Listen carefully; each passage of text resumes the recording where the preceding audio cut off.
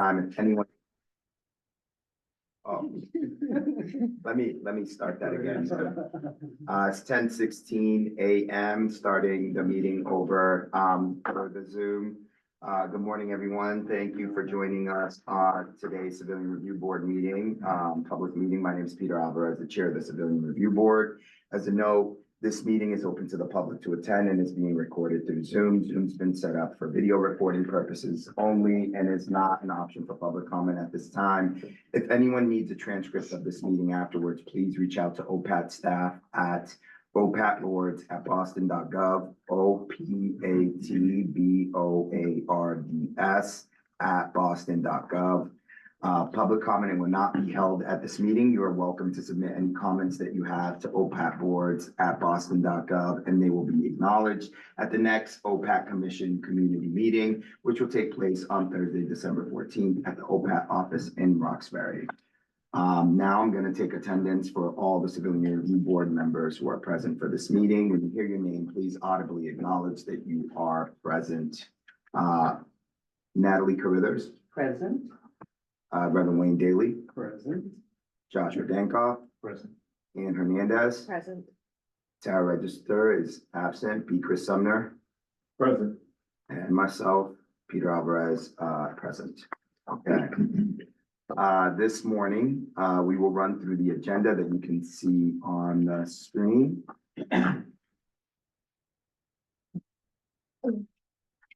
Each board member has a copy of the agenda in your binder. Okay, next slide. Our first order of business is to approve the prior meeting minutes from CRB's May 21st meeting. Copies of the minutes are included in each board member binders, and additional print copies can be found on the front desk. Are there any corrections to the minutes as presented? Okay.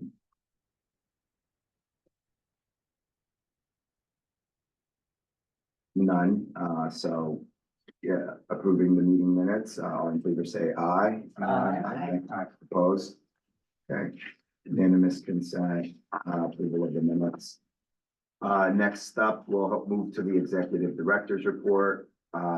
Executive Director Vandra Cavallo, our new executive director, will present the report. Thank you, Mr. Chairman. Just to remind the public, I am Vandra Cavallo. I've had the privilege of being the executive director of OPAT for the past 6 months. First of all, I want to thank all of you, particularly the members and board members, for being here, for the service to OPAT over the years. And obviously today is the final meeting of 2024.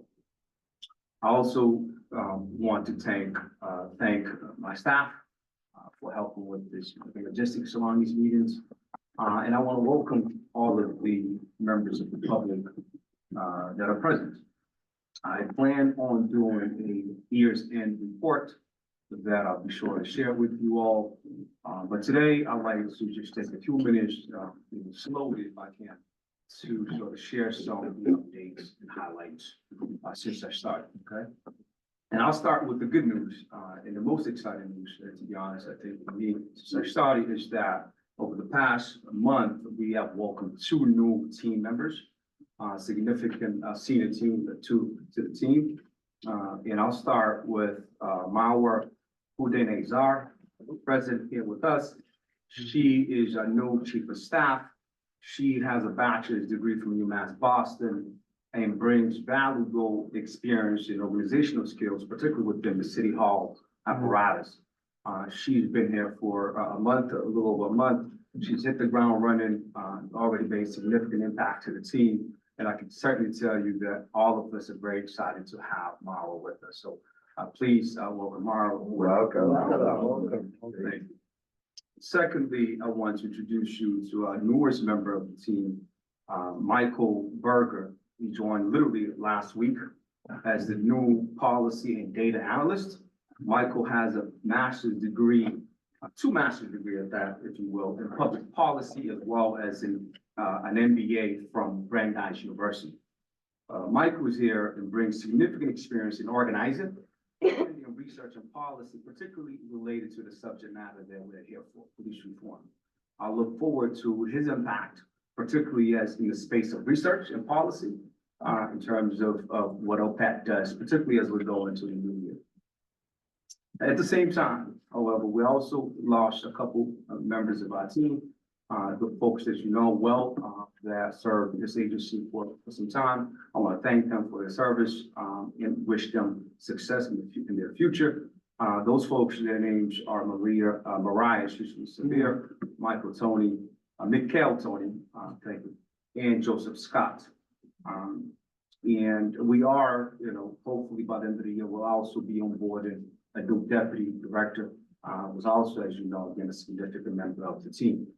So things are moving in the right direction, is what I'm saying. So again, having said that, a couple of the updates that I have, which as I mentioned before I went to this event, I had the privilege and honor to go to the National Association of Civilian Oversight Law Enforcement, Civilian Oversight of Law Enforcement, National Conference in Arizona, and was able to connect with many of leaders of organizations like OPAT throughout the country, the experts in the room. In fact, there were some board members in the room, and really came out, out of that. It was, to be honest, a little bit long because it was more than a few days. And I came out, thinking, wow, this great sort of places to connect with people, great practices that I would ever follow, and obviously challenges they are facing across the country. And I can tell you, those challenges that we are seeing here, they're not unique. Those are the same things that Chicago and New York and Philadelphia and Oakland and California and other places are facing. So again, I came encouraged with sort of understanding of best practices, including investigations, community engagement, training and professional development, those things that, again, that we work on a daily basis. And, the other thing that I think, particularly around training that I wanted to bring up is one, I think you knew this, but I've had, since I started, I've had monthly meetings with Boston Police Commissioner Michael Cox to discuss how we can work together, what it means to be for OPAT to be an oversight of Boston Police Department. As you know, OPAT is but 3 years old, and BPD has been around for centuries, right? So us as a new institution, a new agency that's tasked with this tremendous task to provide oversight to the institution is not an easy task, right? So meeting with Cox has helped me to sort of understand what are the gaps, what are the things that they're looking for, how we can better provide that oversight that we're here to do.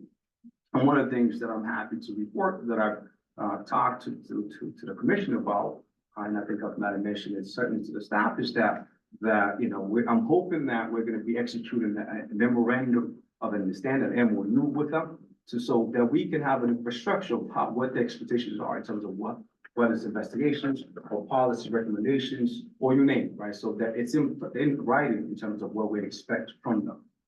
And just last week, actually, Marwa and I met with Deputy Superintendent Philip Owens, who, as you know, heads the Internal Affairs Division, to talk about this and some of the other issues that we're seeing. In fact, we talked about training, right, particularly for staff, as well as for board members, right, that, as you know, a lot of this is articulated in the ordinance in terms of what they need to provide us in terms of training, right, particularly understanding the use of force, understanding, their processing procedures, understanding some of their specialized units and things like that, right? And I think that you at least have one training with them. But I intend, there's ongoing trainings that we have to do, not only just, again, at the beginning, not only just for the staff, but for you all, okay? And I neglected to mention as well, and one of the things I'm gonna follow up on that goal is, again, I think you've done a training with them in the past, at least one training. I wanna see what else the can provide us right now, not only, again, for you all, but for the team, right, and for myself. So just to kind of move things along, I know we have a long day, so I just mention a couple other things briefly, and then we'll go into the business, okay? Bear with me, please. Thank you.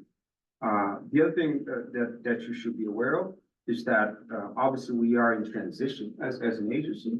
And one of the things that we're looking closely at is the board, the dynamics of the board, and how the board functions, and membership of the boards in terms of a renewal of members and new members, right? We've had at least 2 members that's been vacant for some time. So, that process has moved forward. And in fact, I'm happy to report that earlier this month, the City Council, Boston City Council opened up a portal on the website for members of the public to apply. I believe I shared that link with you, so please share with others that you think could be suitable for this work. And I will mention that one final note on that is that portal is closing soon, within 10 days of November 30th, if I'm not mistaken. The final piece that I'll mention, and obviously, we have members of the media present, we welcome them. And this, I wanted to kind of touch base a little bit about this because, obviously there's been some recent coverage about OPAC. Actually, not just recent, but there's always been coverage about, in terms of the agency. And, it's for good reason because, the work that we do is important. People literally have to die for this agency to exist. So I welcome the scrutiny because we need to do our job, right? And we are doing it. But certainly during transition, there's been some gaps. There's been some challenges, as I mentioned. And, one of which, led to a dashboard being down for some time, and that's not appropriate, right? So we're working to fix it. And in fact, I emailed my man Michael here this morning. I need that done ASAP, right? Because that, the dashboard is part of our transparency, part of what we do, right? To upload those complaints reports, to upload, again, the BPD information that we get on the place. So, again, and we're working to fix it, right? So for me, as I close, I think, and actually just before I move on, again, Carrie's here, and if you get any sort of inquiries from press, whether it's Fox News or others, just send them to me. Okay? That's my job to manage those spaces. Okay. Okay. So, but having said that, again, I think to sort of close, 6 months in, a lot of challenges. It's not an easy job. All of you know this more than me. We took on a very important job. This agency is new. This agency is 3 years old, and it's not going to be easy to get off the ground to be smooth. So it's going to be challenges. But again, in closing, I want to thank all of you. I'm very hopeful, particularly as we build the team. As you can see around the table, there'll be more people coming in. Community engagement, all those stuff that we're supposed to do, we're going to be doing. So again, thank you. Hopefully, if there's any questions, happy to answer that. If not, let's get to it. Just one thank you, thanks new joiners, and thank you for taking on a tremendous task. I think all of us know how difficult the role is to run organizations such as this one, especially with transitions. And hopefully there was some infrastructure built, and there was, and a lot of things in place. But going through the transitions and taking on the role, I think it's again a monumental undertaking. So want to thank all of you new joiners, existing teammates that have been here in the trenches for a while. Thank you. Certainly, they're amazing. Yeah, and I just had a question that I think would be good for us to know too. On the conference, just any things that this is takeaways that not just any kind of content or things that are workable within what OPAT does, and that could be relevant, that or something interesting or something like that. I think you took from that. Thank you. Great question. And I will say, literally, I have emails with a large folks, particularly leaders across the country, about different spaces. Whether it's pamphlets, right? How their pamphlets look, what their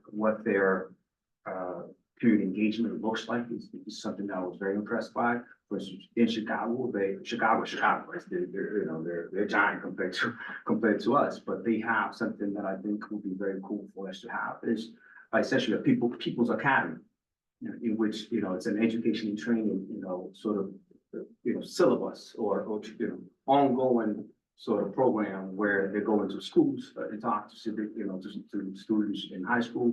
They obviously do training with staff. They do education programs for the community. Know your rights kind of stuff. So I think community engagement for me, how they did it differently in different spaces was very something that I paid attention to. In New Orleans, they also have this something that I've actually thought about it too, that how we can do it. So how would we become responsive, not reactive? Like how do we sort of be active. So when things are happening, say protests are happening throughout the, as they have happened, it's certainly since I started with the students in universities, or even, could be Black Lives Matter, any number of protests, that we're sort of be there perhaps as monitors. All right, so those are some of the things that, again, I mean, obviously the laws and the ordinances, whether they were state or federal, but mostly they were state and local municipalities. But, in not, in our ordinances, our laws are different in some spaces, but there are also some spaces that we can replicate what they do. Just even honestly, and as I close this third step that I took away, when again, a lot of them have memorandum of understanding with police departments. Many of them don't even have subpoena powers, right? So, I think what we have here, the agency in terms of how it was created, it's really good compared to some of the other places. And I'll close by saying again that one of the things that I saw that I thought was interesting is just how the board functions. Just like what we're doing now, coming in, report in front of you, do we tweak that? How do we tweak that? How does the law allow us to do or not do? Do we send you things ahead of time, right, or not, right, based on our law? So those things for me, in New York, for instance, they have a full sort of hearing where, they go to the police department to do a hearing, which is, and I'm looking forward to perhaps as a team, a few of us go down and can see what that process is, right? So that we can see is this, again, their laws will be different. We're not being able to do it here, but everything for me is was interesting because they're doing some creative stuff across the country. And I've been looking to sort of implement some of that, but we also have a very unique spot in Boston with I think particularly the Boston Police Department that's, generally speaking, very well regarded and respected. And, so some of their challenges not the same. Some of them have decreased, orders from federal government to do things we don't have. Right, so we have to also count our blessings, if you will, in terms of how we do it well. But again, I won't take much more of your time. Great question, but I can go on and on about this stuff because I really was excited. Good. Grateful that there's been a deeper dive. Will be a formal apology for this gap of time as it relates to the victims that have been impacted, obviously, through this process. And having done some national work, is Boston, and you and I've had some informal conversations, if you will, around who's mentoring the city of Boston around this because of Boston's history, inconsistent history. And so I'm excited that you got out there and saw the cities. But from an infrastructure standpoint of view, it would be helpful to know kind of who is mentoring Boston around this new journey. I think we all have celebrated being the first, right? But being the first doesn't mean you're the expert. Right. So those two questions. So in terms of just so I make sure I understand the apology that relates to Gives a gap in time, I think, in transition, and I think part of it too is it was a long time to even get you into a role. Listen, I think I as personally, right, we certainly can talk to the team about how we do that. But, I think this is about community engagement, right? It's to go in front of the people and say, I'm sorry, go to the churches and say, I'm sorry, that, perhaps your case has taken us longer than it should have. Or, any number of sort of gaps that people see in our operation. But certainly, nothing is off the table.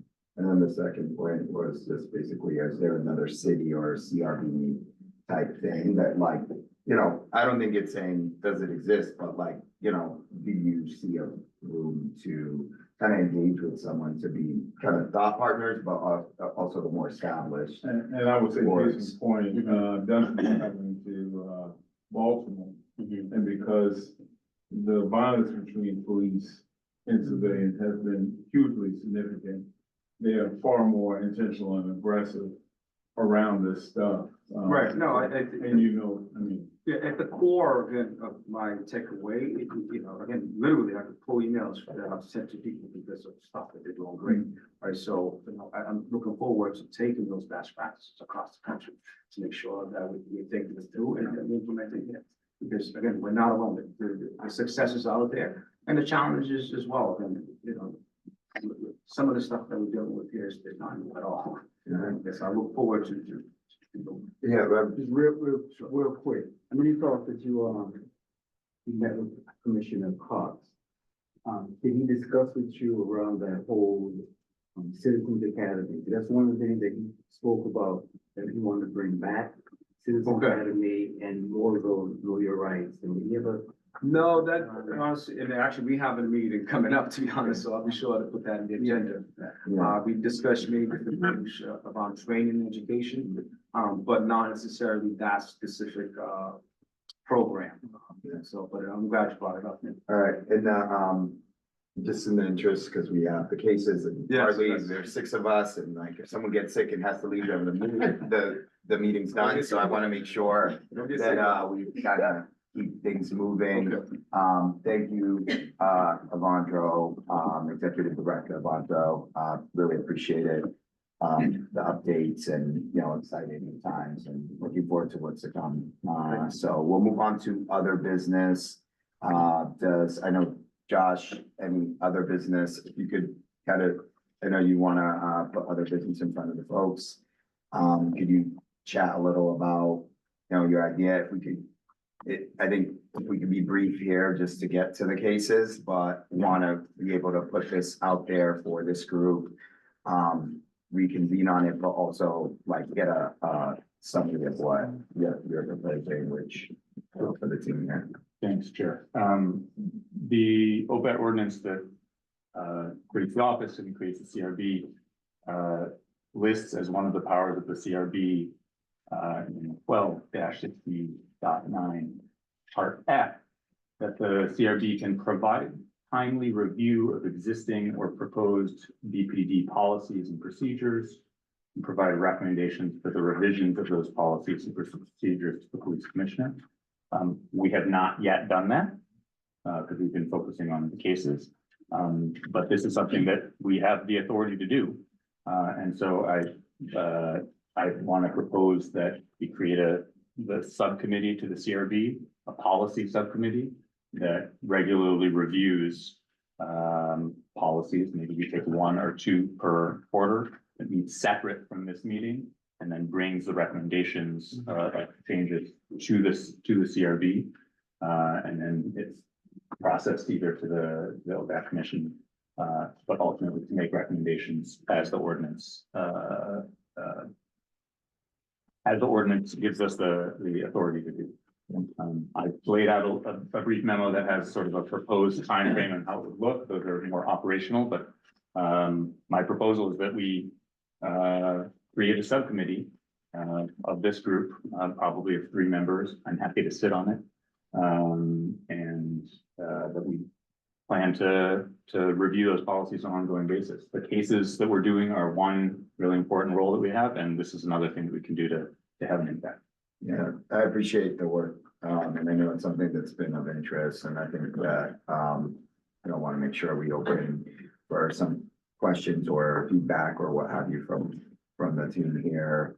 One thing I think, is important to note is on the cases, sometimes we have done, if you recall the Blue Lives Matter one. Yeah. The flag, in terms of making sure that there should be a policy, like people should feel comfortable in police stations regardless of anything. So like we had proposed a policy there, but I think, in thinking of what Director Avandro just said about proactivity, I think this is good. I think especially as time goes on, we get kind of more of a sense of what are these constant issues that keep popping up, from the, recording line, dispatcher to, all of these different things that like kind of can, issues that keep popping up on a consistent basis where people are complaining about it and you kind of start to see little patterns or places for improvement.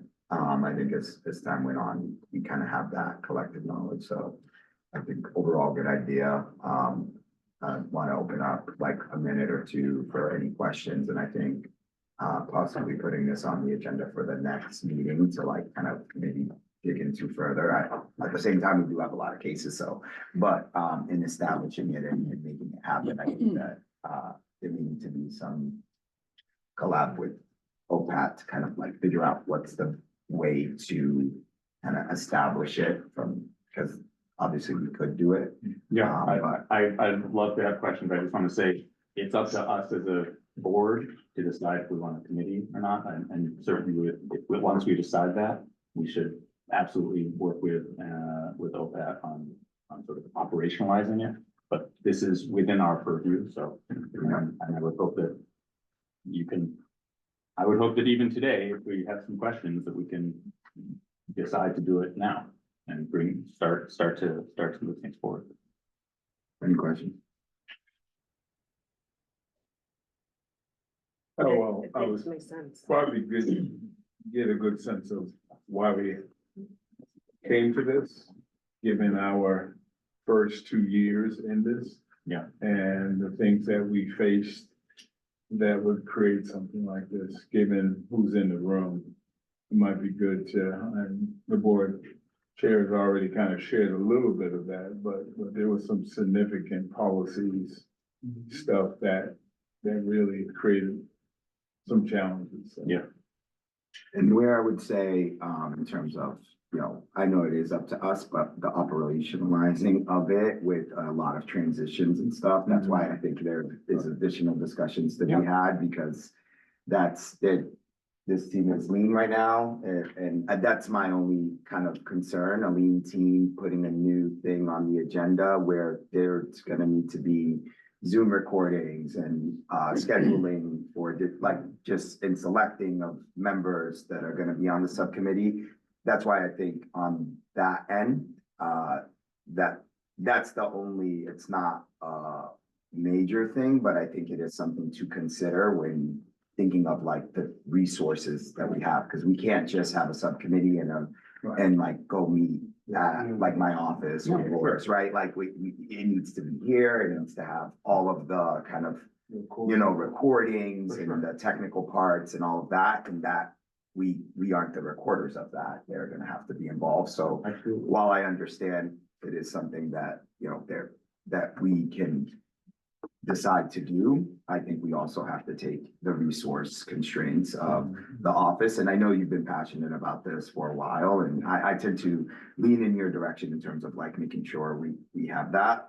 But I just also am very understanding of the resource constraints. And so I want to make sure we're being kind of thoughtful on that too. So I don't know if anyone else has anything, but if we can put this on the agenda, I think it may be worthwhile to have that conversation with the OPAT folks, because the operationalizing of it, and then we vote on it to see kind of that, like kind of what makes sense for a timeline and everything like that. Because I think in order for us to vote on it, I think we would want to know when it would be in place. There'll be new board members coming on. There'll be all these different things. And I think those new board members should be engaged in that process as well. But I do think there should be kind of have the discussion with OPAT team, and then have this on the agenda for the next meeting, which hopefully will have new board members in place at that point, because we've had 2 vacancies for way too long. Does anyone have feedback? I mean, I don't wanna, does that make sense? Yeah, Or given the relationships Vondra's making now nationally, it'd be good for him to kind of see what else is out there along these lines. Thank you. Josh? I mean, look, I'm ready to go ahead and get going, but if you're saying, let's put it on the agenda for next time, and everyone thinks that is more prudent, then I'm not gonna force a vote. Yeah. But I'll just say, we have a quorum, we have the authority, we have access to the policies. It's just a question of saying, all right, let's actually do this work. I know that in last year's budget, I think, OPAT gave back some money to the city because there's extra money that was allocated towards meetings we didn't even use. Yeah. No, that's it. There's the budget there, so. It wasn't, I'm my ready to go. concern wasn't money, it was resources. Yeah, sure. Like, so I think ideally, this is just I think you should meet with OPAT and see what is like kind of their resources for this Well, at this time, and I think we should do it. Yeah. Just to be sure, I think getting the new board members in, because then that they should be part of that as they're coming in, and also getting a sense of like the art of like in terms of resources, when they can put those resources in, when they expect to be at full power. I think it'd just make it much better to do it. As I said, I think we put it on the agenda, and I think by that meeting, we should be able to vote on it, because the conversations between you and OPAT and whoever else wants to be engaged should have happened by then. I don't know, just one more, like, open for comments and then close out to the next. I agree that subcommittee should be established, but we also going to have to take careful consideration about the resources we have in hand. Because some of the individuals who will be working with us may not be available to do this. So we're going to have to prepare ourselves for what is to come. Yeah, and I'm pretty sure too, like having worked with Josh on this board, I know you would be willing to put a lot of the stuff in place. I just, again, that's the office. And so that's the part where I want to make sure, like, I don't want to vote on something to commit an already like stretched staff to something without you having gotten their input. And I may not have, like, I want to make sure their input's incorporated into what you present to us as like the go forward plan. And I've had some conversations with OPAT board. This is definitely an area of interest and concern as well. Yeah. So, All right, so if no other comments, I want to make sure we kind of keep it moving to the cases. So any other additional business, if not, we can close out other business. Make sure for OPAT team, the next agenda for the next meeting has a spot here, and also coordinating with Josh to have a discussion on what this looks like for you all. That should happen before the next meeting. So our next, and thank you, Josh, for bringing this and presenting it and for being persistent about it. I mean, it's not something that, is not noticed. So I really appreciate the work into it. Our next agenda item is the complaint summary and disposition. The CRB will review the cases listed on the agenda in two parts. The first, I think we have that on there. Yeah, all right, next. Well, go do right there. In two parts. The first part, a group of cases will be presented to the CRB in the public meeting to enter into a public record. These cases are being dismissed and the CRB will not vote on them. The second group of cases will be presented to the CRB in an executive session, which will be closed to the public due to confidentiality requirements. The CRB will reconvene after the executive session in a public session to vote on the second group of cases. I will turn it over to OPAT's executive director to provide us with those complaint summaries and OPAT staff recommendations for that first group of cases. Thank you, Mr. Chairman. And for the record, case numbers 324 and 325 are being dismissed by OPAT staff prior to being brought for review by the board, civil review board. Primarily because these cases were previously investigated by the internal office, and in fact, the appellant, the complainant is aware of the situation as well. So thank you again for this opportunity to briefly mention these two cases that are not going to go forward. Those cases, again, just for the record is clear, is 324 and 325. Thank you. A question on that, on 324 and 325, wouldn't, when Internal Affairs does an investigation, the complainant could bring the result of that investigation to IOP. And then they can use field spaces like the fact pattern there. I just want to make sure that, someone makes a complaint, they think it goes to CRB, but it should have been IOP.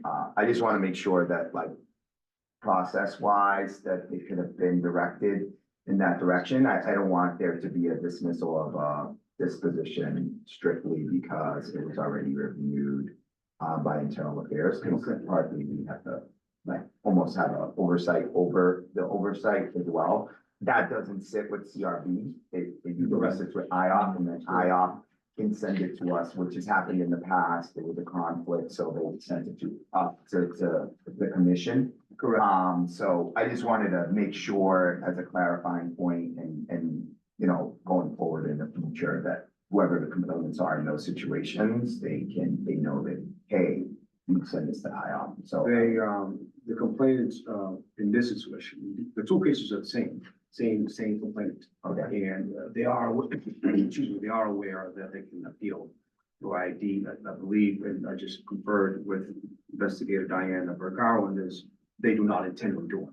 okay, But that's something that we let them know. Okay. Obviously, as you know, again, we have the two boards, so we tried as much as possible to sort of keep the businesses, separate in terms of, you know, because that's an appeal legislation. yeah. And I just wanted to make sure too, for the public record, for anyone who had something in internal affairs and they didn't like the disposition, IOP is where you make that, complaint, to review the disposition of an internal affairs, whether you're an officer or a civilian who, you know, has, a complaint that was in the internal affairs process. CRB is where you get your initial complaint where you haven't made one to the police department, and you should do so here, initially. All right, Thank great. you. So, all right, great. Those are the only two that are being dismissed. Appreciate it. So next, we are going to go, wait, let me see. Sure, we are in the right spot.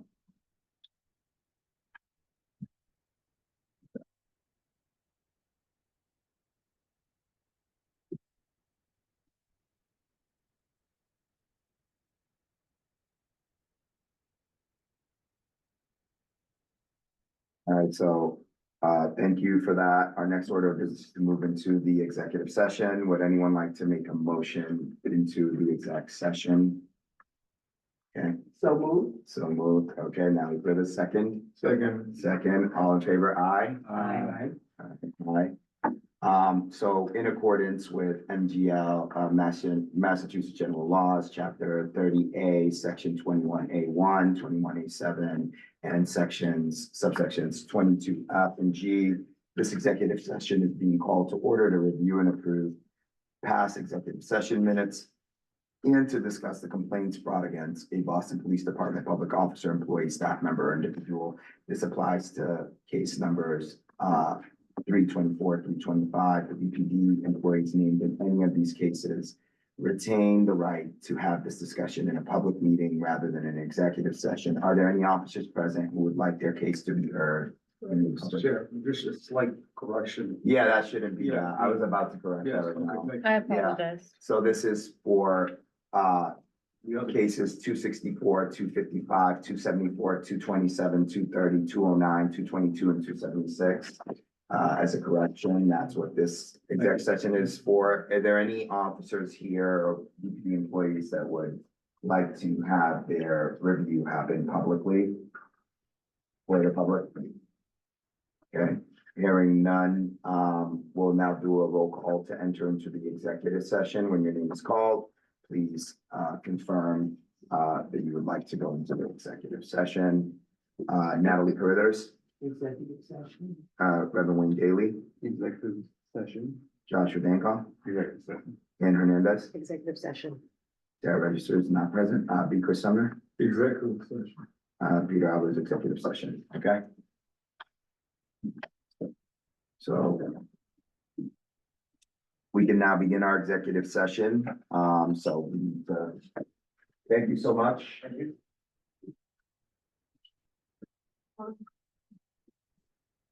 Do you guys want this close or just? They're all gone. If everyone's leaving. We can call it those. Yeah, no one.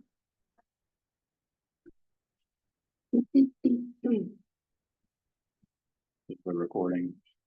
Want to stop it? I just, I don't stop at the, stop at the middle of the.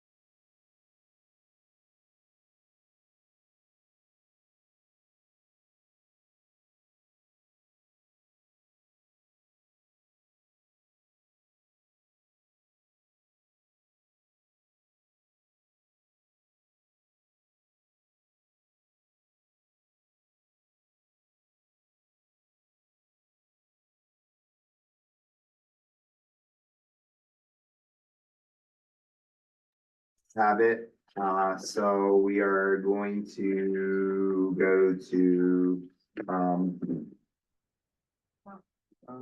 come out of executive session, Turn the recording back on. turn the recording back on and Learn to put it on mute so nobody's startled. Are we on video? Yes. Okay. Would you like to see it?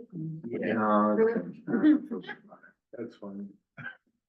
I'll be back in public session on Zoom. Another day. All right. another time.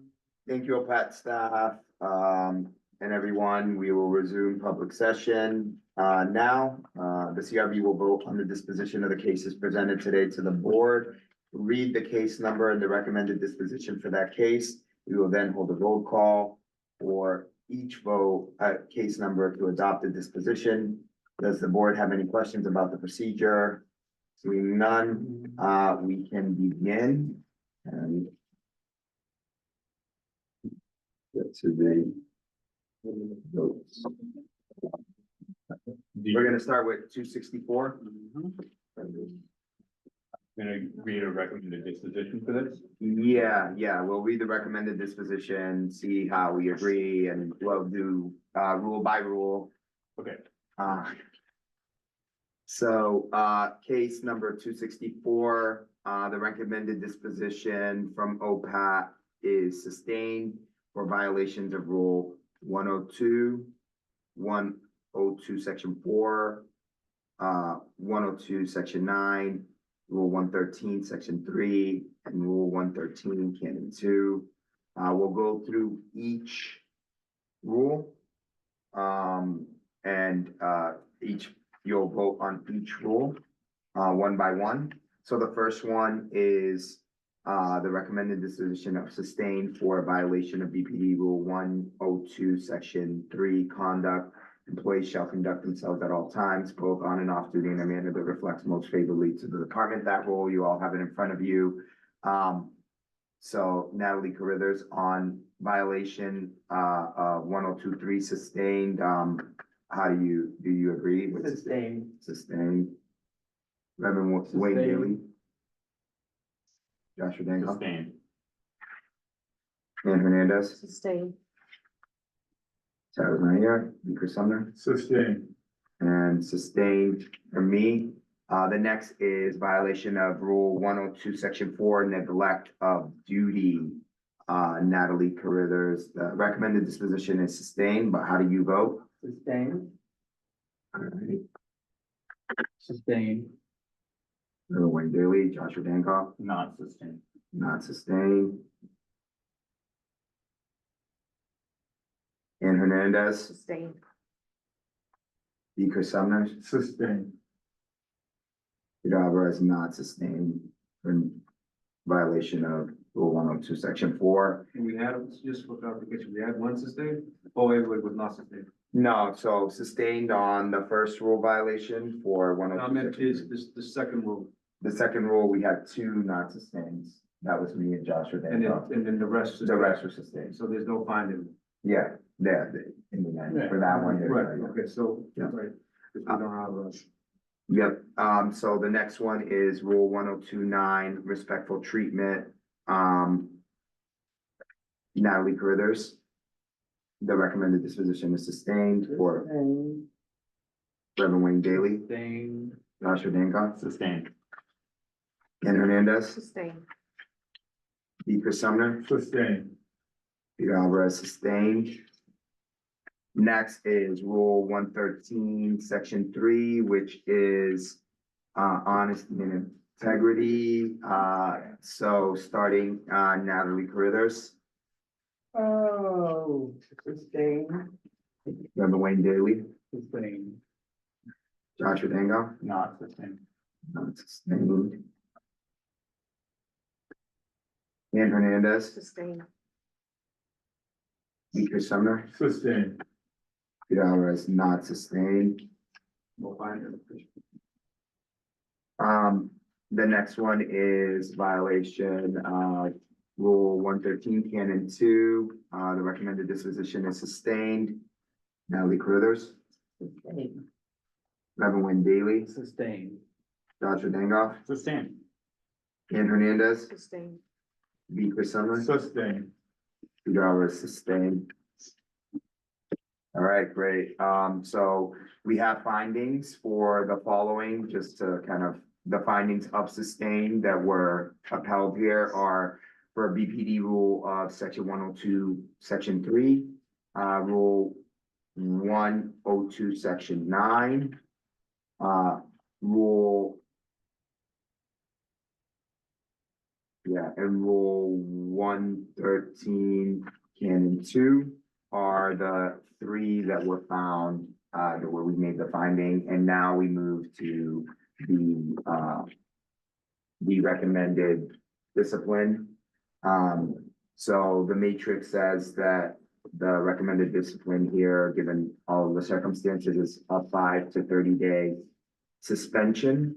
We'll go one by one on, the recommended disposition, if we agree with 5 to 30-day suspension. So we'll start with Natalie Carruthers. Do you agree with 5 to 30-day suspension? Agreed? All right. Reverend Wayne Daly, Agreed. Dr. Agreed. Dankoff, Ian Hernandez, Agree. B. Chris Sumner, Agreed. and Pete Alvarez agree. All right. Next, we have case number 255.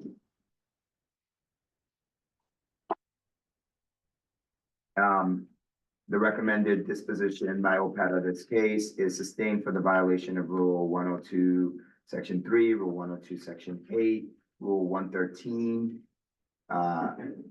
Canon 8, and Rule 114, Section 2.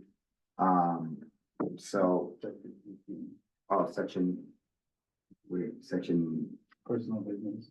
personal, yeah, Section 18, sorry, yeah. Personal business, okay. So that's the recommended disposition. I think here, maybe it might be easy because those are a lot and just to save time. You have the rules in front of you. If you think sustained on all, you can say sustained on all. And if you disagree, just tell me the one you disagree with and I'll make a note of it. So Natalie Carruthers, Sustain and all. Reverend Wayne Daly, Sustained on all. Joshua Dankoff, Sustained on 102, section 3, 102, section 18, and 113, but not sustained on Rule 114, section 2.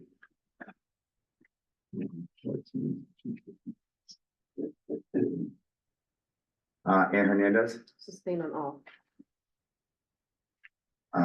Peter Sumner, Sustained on all. and Peter Alvarez sustained on all.